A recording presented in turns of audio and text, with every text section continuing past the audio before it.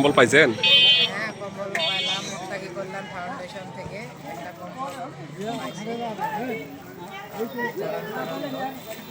মোত্তাকি কল্যাণ ফাউন্ডেশনের পক্ষ থেকে কি প্রত্যাশা থাকবে তাদের?